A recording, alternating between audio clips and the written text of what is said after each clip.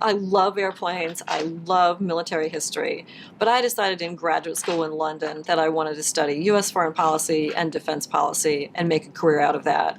I also worked at the Pentagon, and I loved the Pentagon and all the people there. I knew that was the right choice for me.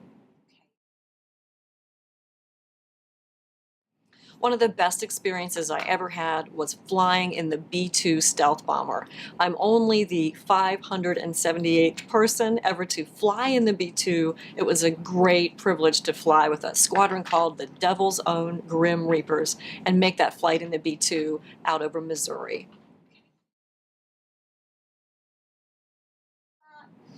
The F-35 is our newest fighter plane. And what you want to understand about the F-35 is it's not just a plane for the United States Air Force.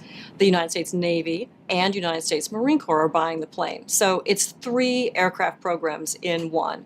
They each have their own variant, and they're slightly different. I've been to the plant in Fort Worth, and if you look at them from certain angles, you can tell the difference between the three variants. The Marine Corps version of the F-35 is very unique because it has a short takeoff and landing capability. So it can take off almost from a standstill with almost no runway. The F-35 is always in the news, partly because it is undergoing test, and the first F-35s are now going out to our operational units with the Air Force in Arizona, with the Navy, and with some of our allies, such as Israel, who've taken delivery of the F-35.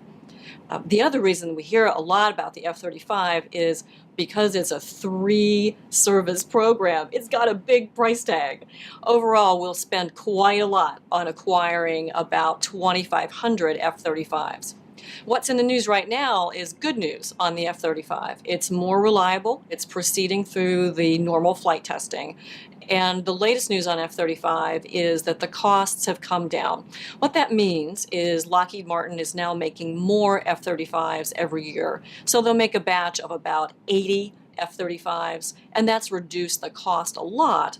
Earlier in the program, when it was still experimental, they might produce only 10 or 20 F-35s a year. When you go up to producing 80 and more, then the numbers come down. So we're seeing that cost curve come down on F-35 because of the greater skill and speed on the assembly line.